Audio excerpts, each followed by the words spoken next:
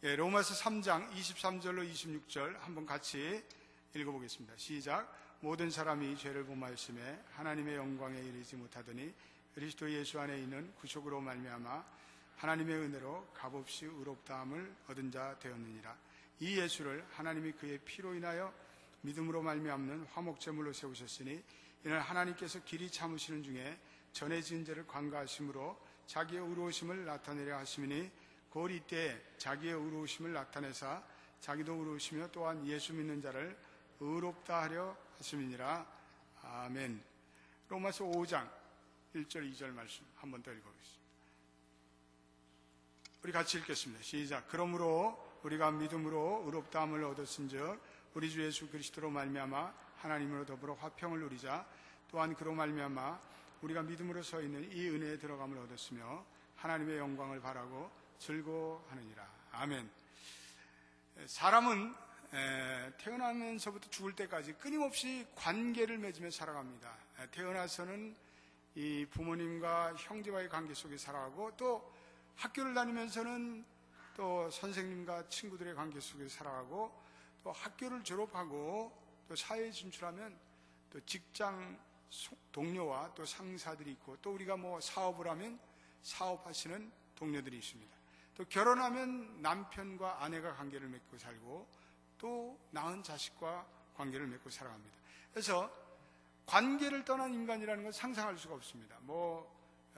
그 무인도에서 홀로 살았던 로빈슨 크루소의 얘기는 소설의 이야기, 사실은 현실에서는 홀로 산다는 건 이건 불가능한 일입니다. 그래서 유명한 유태인 신학자 마틴 부버는 인간은 다른 사람과 관계를 맺는 존재이다, 이런 유명한 얘기를 했습니다. 그래서 그분이 책을 썼는데 그것이 나와 너라는 책을 썼습니다. 그래서 인간은 나와 너라는 관계로 존재해야 그것이 인격적인 관계라는 것입니다. 이 나와 너와의 관계는 나와 그녀의 관계가 아니라 나와 너의 인격적인 관계. 예를 들어서 회사원이 회사를 다니면서 그 회사 사장에게 일을 잘못해서 막 야단을 맞았어요. 그래서 아니 이걸 일이라고 했어? 김 과장? 이게 일이야? 당장 사표내. 이 김 과장이 너무나 힘을 잃고, 그런데 부장이 또 와갖고 쫑코를 주는 거예요. 도대체 그렇게 일하고 월급을 받아? 때려쳐. 김 과장이 너무나 상처를 입고 어깨가 축 처져서 집을 돌아왔어요. 집을 돌아와서 요비링을 누르는 순간에 딸이 팔을 활짝 벌리고 때리고 와서 아빠 하면서 그 아빠의 품에 안깁니다. 그 순간에 그 아빠는 이 세상에 전혀 존재하지 않는 나와 너의 인격적인 관계로 딸과 아버지와 만납니다. 이 나와 너와의 관계. 우리 인생에는 이 나와 너의 인격적인 관계로 그 관계를 가질 때 비로소 그 인생이 바로 선 인생이 될 수 있다는 것을 말합니다. 이 성경 역시 인간을 관계 존재로 이해하지만 성경은 인간에 있어서 가장 결정적이고 중대한 관계가 존재함을 강조합니다.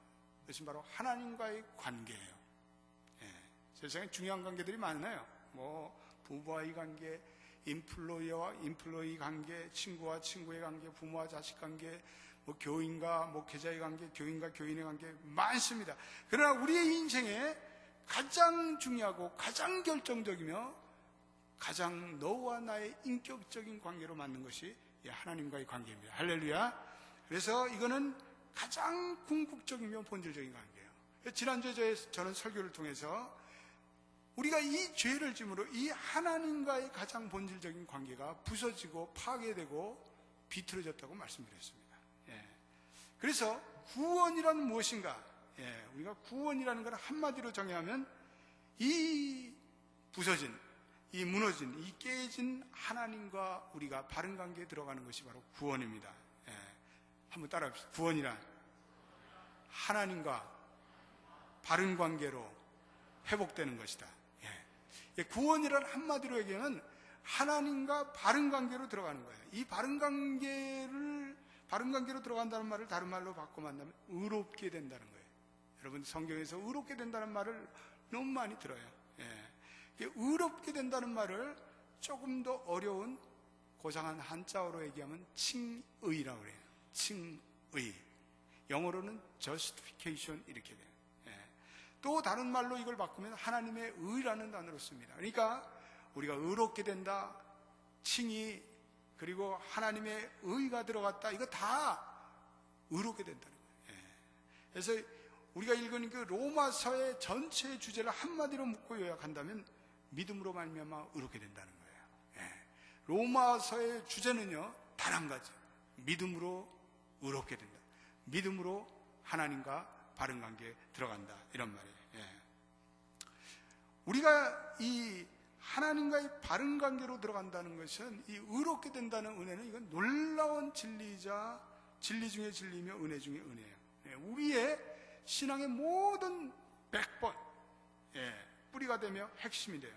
근데 많은 사람이 이 의롭게 된다는 진리가 엄청난 진리인지를 잘 모르고 있습니다. 우리가 이 의롭게 되는 진리를 깨달으면 내 인생이 달라져요. 내 인생을 보는 눈이 달라지고, 그리고 성경을 보는 눈도 달라지고, 세상을 보는 눈도 달라지고, 무엇보다도 내 자아의 분명한 정체성이 회복이 돼요. 세상 사람들은요, 자기가 도저히 될 수 없는 그러한 사람이 되려고 해요. 그런 사람이 되려고 몸부림쳐요. 그리고 다른 사람의 이야기를 따라서 살아가는 사람들이 너무나 많아요. 헛된 것에 자기의 정체성을 세워요. 돈으로 자기의 정체성을 세우려고 그래요. 외모로 자기의 정체성을 세우려고 그래요. 명예로 자기의 정체성을 세우려고 해요. 다 이거 부질없는 거예요. 한국에 보면은 그 가수가 너우나가 있대. 너우나. 그래서 많이 들어봤네. 너우나 누구지? 나우나의 노래를 따라서 하는 모창 가수 너우나가 있대. 근데 노래를 들으면 나우나하고 어쩜 그렇게 똑같아. 그리고 옷도 똑같이 입는데, 그리고 머리 스타일도 똑같이 한데, 그런데 그 사람은 너우나일 따름이에요. 나우나가 아니에요. 한 번은 텔레비전을 이렇게 들어보니까 엘비스 프레슬리야. 그래서 저게 이게 오래전 필름인가 보니까 현대 사람들이 막 열광을 해. 엘비스 프레슬리가 부활했나? 이렇게 보니까 엘비스 프레슬리를 흉내내는 가수야. 그 사람은 엘비스 프레슬리가 아니에요. 엘비스 프레슬리를 흉내내는 인간일 따름이에요. 많은 사람들이 나의 나됨을 가지고 사는 것이 아니라 다른 사람을 모방하면서 살아. 정인수로 살아가는 것이 아니라 장인수로 살아가. 모험을 좋아하는 어느 소년이 산에서 독수리알을 발견했어요. 이크. 그래서 이 독수리알을 가지고 내려와서 암탉이 계란을 품을 때 살짝 거기다 집어넣어놨어요. 드디어 병아리도 깨어나고, 그리고 새끼 독수리도 아래서 깨어났어요. 근데 이 새끼 독수리는 병아리 틈에서 깨어났기 때문에 자기를 늘 병아리라고 생각해요. 그래서 다른 병아리와 같이 똑같이 행동하고 또 병아리처럼 처신을 해요. 근데 한 번은 봄이 왔어요. 그래서 병아들이 봄나들이를 가게 됐어요. 병아리 때 뿅뿅뿅, 봄나들이 가죠. 그래서 자기도 뿅뿅뿅 하면서 뭐 풍다락풍닥 삐약삐약. 근데 삐약삐약 소리가 안 나와. 도저히 다른 애들은 삐약삐약 그러는데 자기는 뭐 우우 그래. 이게 잘못됐어. 자기가 어설픈 거야. 야, 이게 난 뭐가 이렇게 잘못됐냐. 이게 뭐가 잘못됐다. 그리고는 이 봄날에 갔는데 창공에 멋진 독수리가 쫙 돌다가 하늘로 쫙 비상하는 것을 보게 됐어요. 아, 새끼 독수리가 그것을 보고요 충격을 받았어요. 야, 나도 저 멋진 독수리처럼 됐으면 좋겠다. 중얼거리, 몇 번이나 중얼거리. 근데 어느 날 물을 지나가다 물가에 비친 자기의 모습을 보겠는데 병아리가 아니야. 자기는 모습이 전혀 다른 모습이야. 이야, 내가 이 병아리가 아니네. 오히려 하늘을 나는 저 독수리하고 내가 비슷하네. 자기가 독수리와 모습이 같다는 깨달음을 어느 날 갖게 되었어요. 그리고 혹시 그러면 창공을 나는 저 독수리처럼 나도 혹시 날 수 있지 않을까? 그래서 한번 날개를 푸드덕 거려봤더니 웬일이야? 휙 날아가는 거예요. 또 한번 푸드덕 거려봤더니 창공을 향해서 확 비상하는 거예요. 오 마이 갓! 나는 병아리가 아니었네. 나는 독수리다. 병아리 무리에 살면서 이 독수리가 자기가 누구인지를 알지를 못했어요. 여러분, 그렇습니다. 우리 인생들이 예수 그리스도의 보혈의 피로서 씻김받고 하나님의 자녀가 됐는데, 의롭게 되는 하나님의 놀라운 축복이 우리에게 줬는데 내가 의롭게 되어서 하나님의 자녀가 되었다는 사실을 알지를 못해요. 그리고 내가 아닌 그 모습을 따라다니라고, 그 돈 많이 번 그 사람들을 따라다니라고 내 본연의 모습도 다 팽개치고 쓸데없는 것에 집중하고 쓸데없는 짓을 하고 술을 먹고 마약에 취하고 그리고 세상적으로 살아가고, 근데 그게 자기 모습이 아니야. 어설퍼. 자기가 있어야 할 자리가 아닌 것 같아. 그러면서 어느 날 내가 의롭게 되었다는 그리스도의 보혈의 진리를 깨닫고 믿음으로 받아들이는 그 순간에 내 삶에 엄청난 은혜가 찾아옵니다. 내가 진정 누구인가? 내가 하나님의 목적을 따라서 그 부르심에 합당한 인생으로 부르심을 받았다는 것을 내가 깨닫게 돼요. 그리고 하나님의 목적을 따라서 새롭게 쓰임을 받게 돼요. 내 인생의 의식과 내 삶에 엄청난 변화가 찾아와요. 저는 목회를 하면서요, 제일 그 가슴 아프게 생각하면 우리의 자녀들이에요. 우리의 자녀들이 가장 고민하는 문제는 무엇이겠어요, 여러분? 그 자녀들이 가장 고민하는 문제는 자기의 정체성의 문제예요. 미국에 사는 우리 자녀들, 내가 도대체 누구인가? Who am I? 내가 도대체 누구인가? 내가 코리안인가? 내가 코리안 아메리칸인가? 내가 아메리칸인가? 그 애들은 늘 고민하고 그 정체성의 혼돈에 시달려요. 집에 들어가면 코리안 같은데 학교 가면 아메리칸이고, 또 자기의 모습을 보면 코리안처럼 코도 납작하고 눈도 약간 이렇게 샥 슬랭이 찢어지고 그랬는데 또 영어는 또 이렇게 샬라샬라되고, 그래서 어느 날 얘네들이 후회마. 그래서 어떤 애들은 코도 높이고 뭐 눈도 크게 백인 애들처럼 확 만들고, 그러면 어느 날 자기가 백인이 된 줄 알았지만 백인이 아니야. 자기는 백인이 아니야.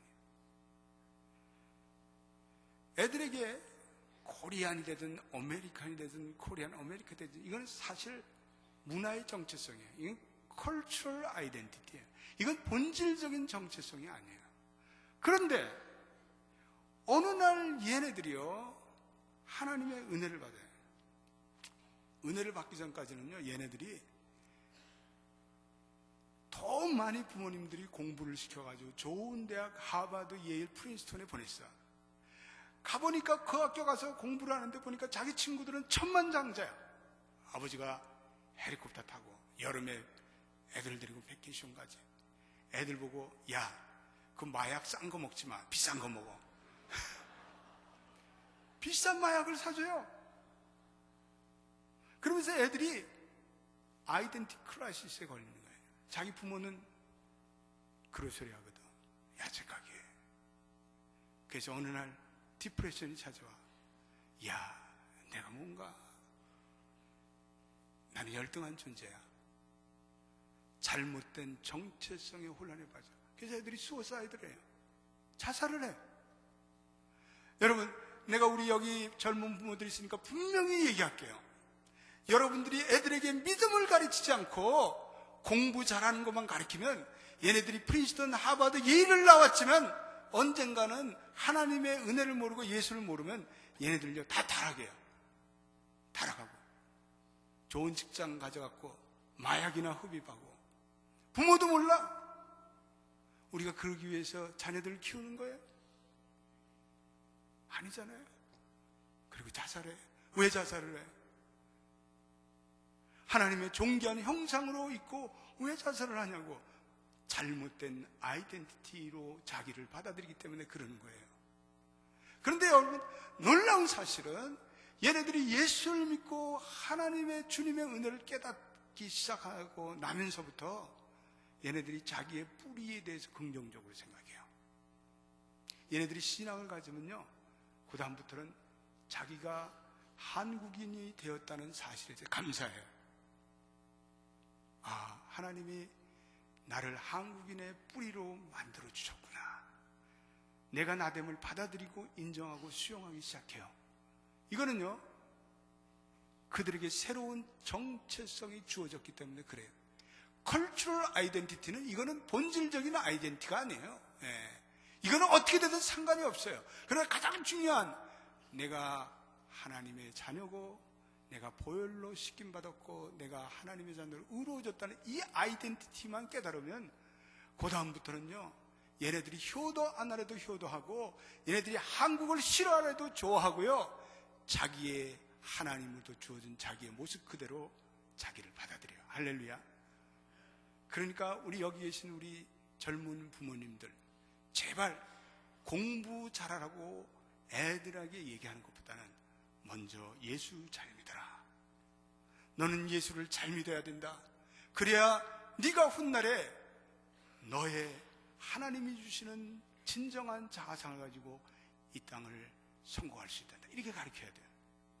그래서 이 의롭게 됨의 진리를 깨달으면 나의 존재를 의롭게 하시는 하나님의 은혜를 깨닫고, 그래서 이 의롭게 됨의 진리를 가지고 새로운 자아상으로 자기의 인생을 성공하는 사람들이 대단히 많습니다.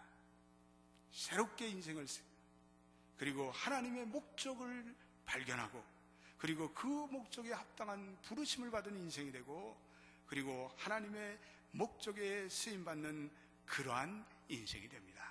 그러므로 여러분, 의롭게 되었다는 이 진리는 진리 중에 진리며 너무나 소중한 진리며, 여러분들과 저의 인생이, 우리의 자녀들이 이 진리를 깨닫고 독수리 창공을 차고 비상하는 그러한 승리의 인생이 되기를 주님의 이름으로 축원드립니다. 이 시간에 의롭다는 진리와 관련돼서 질문을 던져봐요. 우리 지난주 설교와 계속되는 질문이에요. 도대체 하나님과의 관계가 뭐가 잘못됐어요? 나 기억도 안 나요. 하나님과 무슨 싸움한 적도 안 나고, 나 하나님과 뭐가 좀 잘못됐어요? What's wrong with me? 근데 지난 주간도 말씀드렸지만 로마서 5장 10절에 보니까 우리가 원수 되었을 때 이렇게 나와요. 우리가 하나님과 원수 되었다는 거예요. 왜 우리가 하나님과 원수가 돼요? 우리가 왜 하나님과 절천지간의 원수가 돼요? 이것은요, 우리의 죄 때문에. 우리의 죄의 가장 본질적인 죄는 인간이 하나님 없이 살아보려는 인간의 독립적인 의지 때문에 찾아와요. 인간의 가장 본질적인 죄는 인간이 하나님을 떠나서 살고자 하는 그러한 잘못된 욕망이에요. 인간의 가장 궁극적인 죄는 인간이 하나님을 창조주로 받아들이지 못하는 이 죄, 가장 궁극적이며 심오한 죄예요. 그래서 인간이 저지른 이 죄로 말미암아서 인간이 하나님의 진노를 사게 되었어요. 하나님과 불화하게 되었어요. 우리 진노하면요, 좀 어감이 안 좋아요. 하나님의 진노, 좀 들으면 불쾌해. 하나님이 무슨 앵거 프로블럼 있는가? 하나님이 변덕이면서 하나님 화를 내시고, 그냥 내가 죄를 질 때마다 하나님이 분을 내고 몸을 부르르 떠시는가? 이거는요, 절대로 잘못된 하나님의 이미지가 아니에요. 진노라는 이 표현이 그러한 인간적인 진노를 얘기하는 거 아니에요. 하나님의 진노라는 것은 이 하나님의 거룩하심, 홀리니스와 이 모순되고 충돌됨으로 일어나는 하나님의 의로운 분노예요. 창조주 하나님이 마땅히 반응하셔야 할 하나님됨의 반응이에요. 하나님이 의로운 하나님이시기 때문에 하나님이 모든 죄에서 마땅히 그 죄에 대해서 하나님이 반응하셔야 돼요. 만약 하나님이 인간의 저지른 죄와 악행에 대해서 벌을 내리지 않는다면 그건 하나님이 의로운 하나님이 아니죠. 그런 하나님 우리 믿을 필요 없어. 그런데 하나님의 진노가 있기 때문에, 하나님의 의로운 분노가 있기 때문에 죄를 지면 반드시 그 죄로 인해서 인간은 벌을 받게 되어 있어요. 심판을 받게 되었어요. 만약에 하나님의 진노가 없다면 하나님의 사랑과 공의는 감상적인 사랑에 지나지 않아요. 하나님은 도저히 죄를 지나칠 수가 없어요. 죄에 대해서 마땅히 의분을 품으시고 그것을 벌하시고 심판하시고, 이것이 하나님의 진노예요. 하나님의 인격과 공의예요. 그런데 하나님이 인간을 너무나 사랑하셨어요. 자기가 만든 창피조물인 인간을 너무나 사랑한 나머지 자기 아들의 피로 자신의 진노의 문제를 스스로 해결하시고자 영원 전에, 우리가 생각하는 영원 전에 하나님이 그 계획을 세우셨어요. 그리고 하나님의 의를 행사하시기로 결정했어요. 하나님의 사랑의 의를 행하기로 결정하셨어요. 이것은 하나님의 또 다른 의예요. 하나님의 진노의 의가 아닌, 이것은 하나님의 사랑의 의를 행하기로 결단하셨어요. 그것이 오늘 우리가 읽은 로마서 3장 말씀이에요. 로마서 3장 말씀 다시 한번 봅시다. 거기에 보면 19절부터 21절 말씀 한번 같이 보겠어요. 로마서 3장 19절부터 21절 같이 읽어보세요. 시작. 우리가 알거니와 무릇 율법이 말하는 바 율법 아래 있는 자들에게 말하는 것이 이것이니 모든 입을 막고 온 세상으로 하나님의 심판 아래 있게 하려 함이라. 그러므로 율법의 행위로는 그의 앞에 의롭다 하심을 얻을 육체가 없나니 율법으로는 죄를 깨달음이라. 이제는 율법에 하나님의 한 의가 나타났으니 율법과 선지자들에게 증거를 받은 것이라. 이 율법 외에 나타난 하나님의 의, 율법으로는 온 세상이 다 죄를 범하기 때문에 하나님의 심판 안에 있어야 되는데, 이제는 하나님의 어떤 새로운 의가 나타났다고 말씀하고 있어요. 저는 로마서를 읽어가면서 어느 날 내가 깨달았어요. 야, 사도 바울, 이 사람이 어떻게 이런 생각을 했을까? 어떻게 이런 생각을 조직적으로 이렇게 써내려갈까? 이건 성령의 감동이 아니고서는. 놀라운 인간과 하나님과의 관계를 설명하고 있습니다. 인간의 그 받아야 할 심판의 문제를 더 이상 하나님께서 묻지 않으시고 예수 그리스도의 독생자를 화목제물로 내심으로 그 죄를 덮어주셨어요. 오늘 우리가 읽은 25절에 하나님께서 길이 참으시는 중에 전에 지은 죄를 관가하심으로라는 말이 바로 그 말이에요. 죄가 없는 것으로 간주하시기로 하셨다. 25절 한번 읽어보겠습니다. 시작. 이 예수를 하나님이 그의 피로 인하여 믿음으로 말미암는 화목제물로 세우셨으니 이는 하나님께서 길이 참으시는 중에 전에 지은 죄를 간과하심으로 자기의 의로우심을 나타내려 하심이니. 인간에게 스며든 이 불순불공정함으로 하나님의 진노와 파멸을 받을 수밖에 없던, 심판을 받을 수밖에 없던 하나님이 그 인간을 사랑하셔서, 그래서 자기 아들을 화목제로 보내시고 그 죄값이 사망인데 사망을 묻지 않으시고 오히려 그의 죄값을 예수 그리스도께 돌리심으로 그분이 희생제물이 되게 하셨어요. 여러분들 그 한국의 유명한 소설작가 조창인 씨가 쓴 가시곡이라는 소설을 읽어보신 분들 계실 거예요. 참 감동적이에요. 조창인 소설은 다 정말 감동적이에요. 백혈병에 걸린 10살짜리 아들을 온몸으로 사랑하다가 죽어가는 어느 시인 아버지의 이야기를 적고 있어요. 아버지의 희생적인 사랑을 적고 있어요. 근데 그 아버지의 희생적인 사랑을 얘기하면서 그 조창희 씨가 가시고기라는 민물고기의 얘기를 해요. 가시고기라는 아주 작은 민물고기가 있는데 엄마 가시고기는 알을 낳은 다음에 어디론가 가출해버려. 막 바람이 났나 봐. 그래가지고 가출했어. 알들이 어떻게 되든 상관은 안 해. 그런데 아빠 고기가 혼자 남아서 알들을 먹으려고 삼키려고 달려드는 다른 물고기가 목숨을 걸고 있어. 먹지도 않고 잠자지도 않고 열심히 알들을 보호하고 지켜요. 그래서 알에서 깨어난 어린 고기들이 무럭무럭 자라서 어느 날 엄마처럼 자기의 갈 길을 떠나버려요. 그럼 이 홀로 남은 아빠 고기가 진액을 너무나 쏟았기 때문에 힘도 없어요. 그리고는 돌틈에 자기 머리를 쳐박고 죽어버려요. 이거 싫어요. 이거는 이 가시고기는 진짜 고기, 있는 고기. 자녀들을 위해서 자기의 모든 것을 다 희생하고 아빠 고기가 자기 헌신을 해요. 희생적인 사랑과 돌봄으로 자녀 고기들이 살아나요. 우리가 의롭게 되면은 그런 예수 그리스도의 이런 희생적인 사랑이 있어요. 헌신적인 사랑이 있어요. 그의 흘리신 보혈의 공로가 있어요. 우리의 피와 예수의 피는 비교될 수가 없어요. 그분은 전혀 죄가 없으신 분의 피예요. 그분은 창조주, 그분 자신의 생명의 피예요. 그 피 한 방울 한 방울은 말할 수 없는 피의 공로와 피의 은혜가 있어요.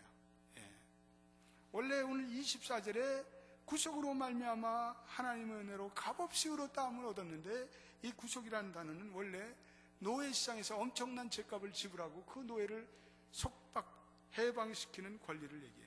죄의 값은 사망인데 우리는 이미 죄를 지었기 때문에 오늘 3장 19절만 같이 하나님의 심판 아래 이르는 존재였는데, 예수님이 오셔서 그 죄값을 치르고 십자가에서 보배로운 피를 흘리셨어요.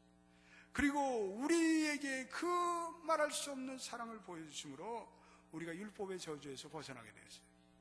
그것을 말씀하고 있는 것이 갈라디아서 3장 13절에 사도 바울이 이러한 독특한 말로 그 대속적인 희생의 사랑을 얘기합니다. 갈라디아서 3장 13절 말씀 한번 우리 같이 화면을 보면서 읽어보겠습니다. 시작. 그리스도께서 우리를 위하여 저주를 받으신 바 저주의 율법의 저주에서 우리를 속량하셨으니, 그리스도께서 우리를 위해서 저주를 받고 대신 율법의 저주의 심판을 받아내 우리를 구원하셨다는 거예요. 그렇기 때문에 십자가를 바라볼 때마다, 십자가를 묵상할 때마다 주님이 나의 죄를 위해서 돌아가셨다. 십자가의 사건은 바로 나를 위한 사건이다. 내가 그렇게 감격을 가지고 이 십자가의 은혜로 묵상해야 돼요. 주님의 그 보배롭고 고귀한 보혈이 나 같은 벌레 같은 나를 위해서 흘려지셨다. 거기에 우리를 위한 하나님의 대속적인 사랑을 깨달을 수 있어요. 이 세상에 아무도 우리를 돈케어, 아무도 우리를 돌보고 관심이 없을 수도 있어요. 그러나 하나님은 돌보셔요. 하나님은 저와 여러분들의 죄를 위해서 보배로운 피를 흘리셨기 때문에 그래요. 그 피가, 우리가 그 피를 믿음으로 받아들일 때 우리는 바로 십자가의 사건이 바로 나를 위한 십자가의 사건이에요. 그러므로 구원의 의미라는 것은 바로 예수 그리스도의 그 보배로운 피로서 하나님과 나와의 깨어진 관계가 이제는 회복되었고 바로 잡혔다는 그런 얘기예요. 이 의롭게 되었다는 용어는 원래 법정적인 용어예요. 우리가 다 하나님의 심판의 법정에 다 서게 될 거예요. 우리가 일종의 사형 선고를 받았어요. 여러분, 사형수의 심정을 아세요? 어느 날 그 사형수의 문을 두드리면서 43호 면회야 이렇게 하면 그날이 그 사형수가 사형당하는 날이에요. 그렇기 때문에 이 사형수는 아무리 악한 사형수라도 그 문을 두드리는 그 시간을 기다릴 때 그렇게 불안할 수가 없대요. 이러한 사형수가 무기징역으로 감형을 받는 것만 해도 엄청난 축복인데, 감형을 받아 또한 사면이 되고, 사면이 돼서 지난날의 범죄 기록을 다 찢어버렸어요. 지난날의 범죄 기록을 다 불태워버렸어요. 그리고 우리의 인생을 향해서 하나님이 의롭다, 너는 의롭다고 재판정에서 재판봉을 가지고 땅땅 치는 거예요. 우리가 하나님 앞에 서는 날 하나님께서 그 예수 그리스도의 보혈의 피로 흘려진 우리를 보는 것이 아니라 그 안에 계신 예수 그리스도를 보고 죄 없음 이렇게 선언하는 거예요. 놀라운 축복. 그것에 지나지 않고 이제는 하나님의 자녀로 입양되어서 우리가 하나님의 양자가 되어서 하나님이 가진 모든 재산과 권세가 다 우리 거예요. 내가 하나님께 믿음으로 청구하면 하나님께서 그 모든 은사와 권세와 모든 자원을 이제는 우리가 다 누릴 수 있도록 하나님의 엄청난 상속인이 된 거예요. 이것이 구속의 은혜예요. 그런데 이 구속의 은혜가 내 은혜가 되려면 하나님께서 우리에게 요구하는 건 단 하나, 믿음으로 받아들이라. 믿음으로 받아들이라. 갬벨 몰간이라는 목사님이 이 칭의의 진리에 대해서 말씀하면서 예수를 믿기만 하면 구원을 얻는다고 광부들이 모인가 하는 뜻을 얘기했어요. 그랬더니 어떤 한 광부가, 목사님, 내가 돈을 준 사실도 없었는데 어떻게 구원을 얻습니까? 목사님이 돈 필요 없어요. 그냥 믿기만 하면 됩니다. 그랬더니 이 광부가, 저는 돈 없이 받는 건 가짜라고 생각해요. 아무런 근거 없이 받는 게 어떻게 효력을 발생합니까? 저는 받을 수 없습니다. 그랬더니 그 순간에 목사님에게 하나님께서 통찰력을 주셨어요. 그 광부는 매일 그 엘리베이터를 타고 갱도를 내려갑니다. 오늘 아침도 엘리베이터를 타고 갱도로 내려가셨죠. 그거 타고 내려갈 때 돈 내셨어요? 물어봤어요. 광부가 낸 적이 없습니다. 왜 돈을 내지 않고 내려가셨나요? 공짜로 내려가지 않으셨어요? 예, 저는 공짜로 내려갔지만 이 광산의 주인이 이 엘리베이터를 만드는데 엄청난 투자를 하였습니다. 그때 목사님이 예, 바로 그렇습니다. 당신은 아무것도 지불한 것이 없습니다. 그러나 당신이 천국 엘리베이터를 타고 천국으로 마음껏 갈 수 있도록 하나님 쪽에서는 예수 그리스도라는 독생자의 피의 보혈의 핏값이 흘려졌습니다. 그러므로 예수님을 영접하십시오. 그 강부는 주님을 받아들였어요.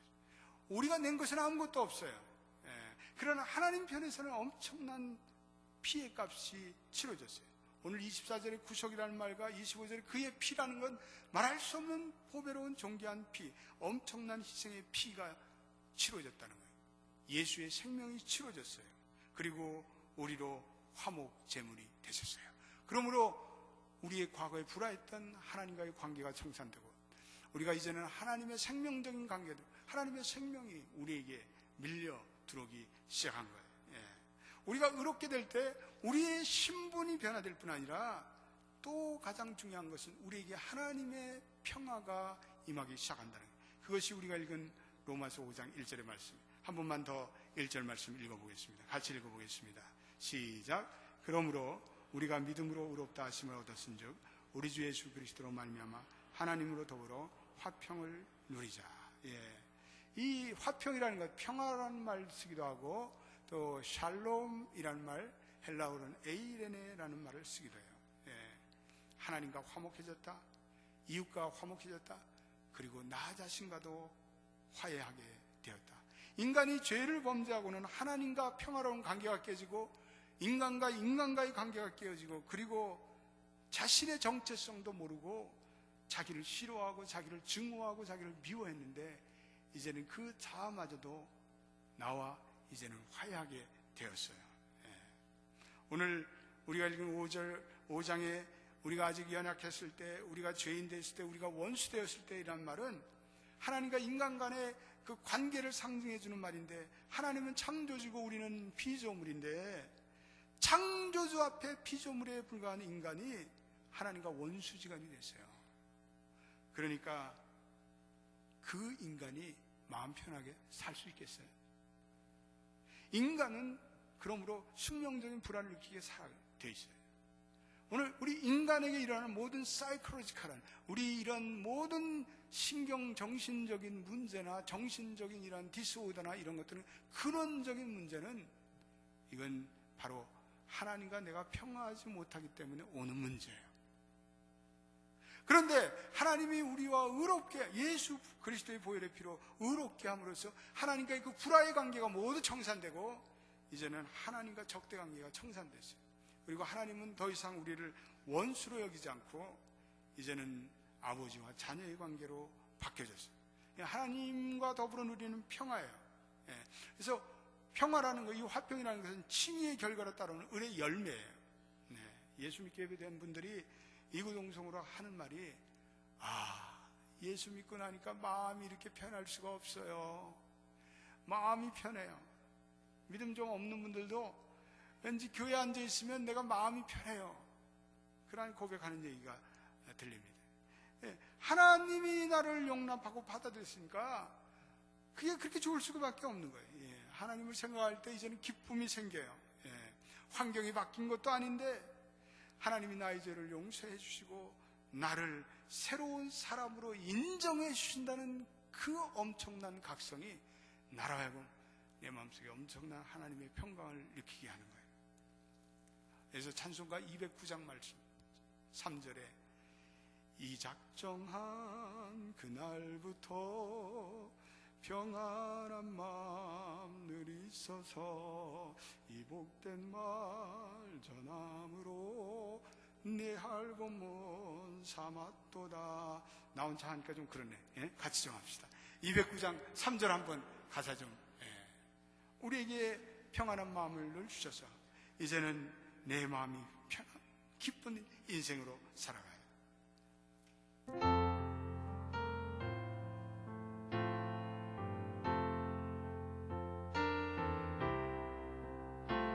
우리 다 두 손 들어요.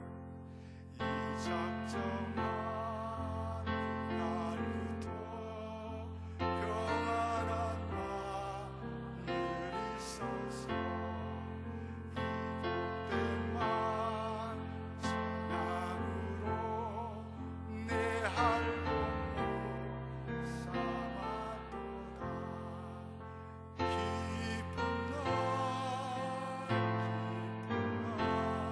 날 주 나의 죄가 씻으라.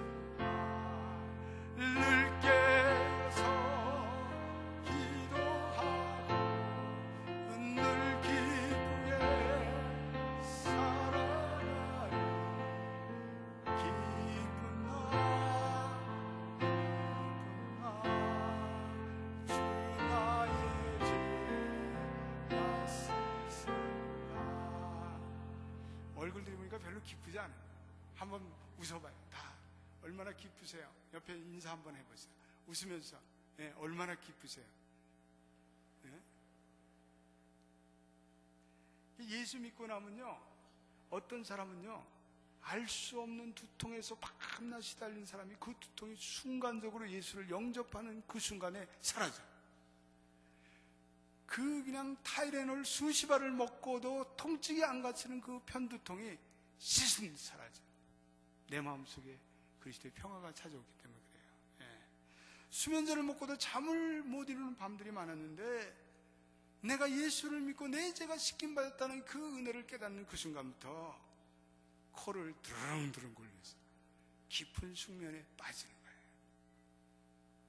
다 예수를 믿을 때 내가 예수 그리스도의 보혈의 피로서 내가 죄사함 받고 의롭다함을 받을 때 내게 일어나는 변화예요.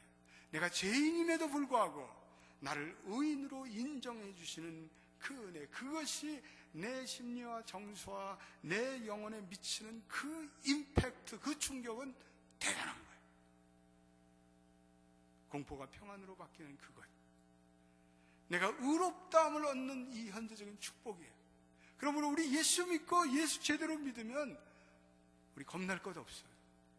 우리 마음 평안하면 모든 것 잘 돼. 그건 기복적인 것이 아니에요. 선수가 마음이 편안하면 시합에서 느리기잖아요. 최경주 선수가 예수 믿고 마음이 평안하니까 이거가 치면 그냥 그대로 들어가는 거예요. 그 마음이 편안할 때 우리에게 찾아오는 축복들이에요.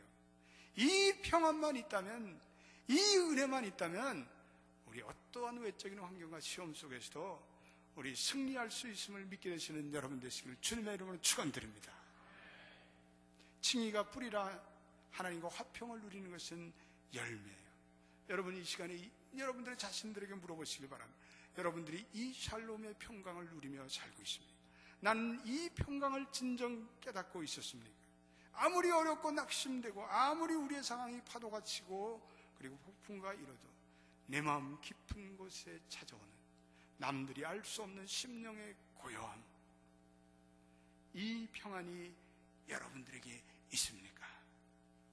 우리 예수를 간 믿은 사람으로부터 그리고 노인으로부터 어린아이에 이르기까지 이 평안을 누리며 살아가는 복된 인생 되기를 바랍니다. 5장 2절도 한번 읽어보겠습니다. 2절도 읽어보겠습니다. 시작. 또한 그로 말미암아 우리가 믿음으로 서 있는 이 은혜에 들어가기를 얻었으며 하나님의 영광을 바라고 즐거워하느니라. 거기다가 하나님의 영광, 글로리 오브 갓. 우리 너무나 영광이 남발돼서 이 영광의 의미를 어떤 사람은 뭔지 잘 몰라. 그리고 무조건 영광이래. 영광일세, 영광일세. 이 영광, 바로 이 영광은 그리스도의 속죄와 죽음, 그리고 그분이 십자가에 들리셔서 갈보리에서 우리의 죄를 위해서 십자가에 죽으시고 화목을 이루셔서 우리로 하여금 죽을 수밖에 없는 벌레 같은 우리의 죄인에게 이 하나님의 다함이 없는 사랑을 경험케 하시는 우리가 누리는 이 은혜, 그것이 영광이에요. 그것이 글로리 오브 갓이에요. 우리는 그 글로리 오브 갓, 그 하나님의 영광을 깨닫기 시작하는 그 순간부터 우리의 인생은 예전과는 전혀 다른 인생을 살겠다.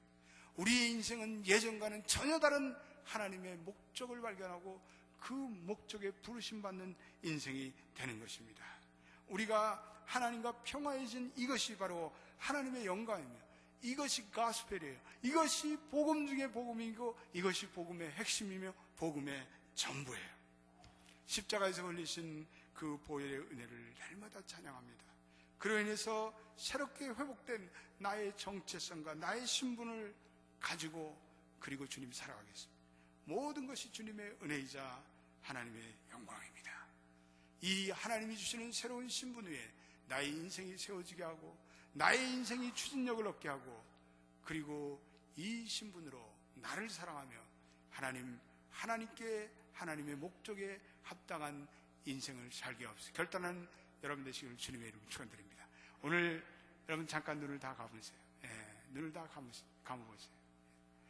저는 오늘 여러분들에게, 여기 계신 분들에게 혹시 여러분들 가운데 오늘 이 설교를 듣고 정말 주님, 내가 그동안은 구원의 의미를 잘 몰랐습니다. 하나님, 내가 이제는 이 구원의 의미를 알고 내가 진정 하나님 안에서 의롭게 된 이 진리를 깨닫고 주님께 나의 삶을 드리기로 헌신하기 결단합니다. 그런 분들은 조용히 한번 손들어 주시기 바랍니다. 옆에 분 신경 쓰지 마세요. 전혀 신경 쓸 필요 없어요. 그런 분들 잠깐 일어나 주시겠어요? 제가 한번 그분들을 위해서 기도하겠습니다. 부끄러워하지 마십시오. 전혀 부끄러운 일이 아닙니다. 그런 분들 이 자리에 일어나 주시기 바랍니다. 일어나 주시기 바랍니다. 그리고 여러분들이 가슴에 잠깐 손을 얹으시길 바랍니다. 제가 여러분들을 위해서 기도하기를 원합니다.